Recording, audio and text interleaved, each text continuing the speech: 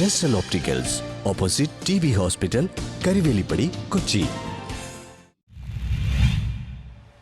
കൊച്ചി തുറമുഖ തൊഴിലാളി യൂണിയന്റെ നേതൃത്വത്തിൽ മെയ് ദിന സമ്മേളനം നടത്തി.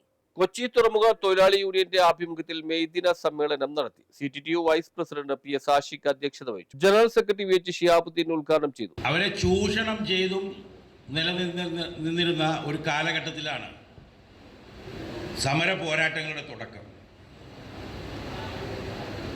അതിൻ്റെ ഒരു ഭാഗം തന്നെയാണ് ഇന്ത്യയിലുണ്ടായ സ്വാതന്ത്ര്യ സമര പോരാട്ടവും.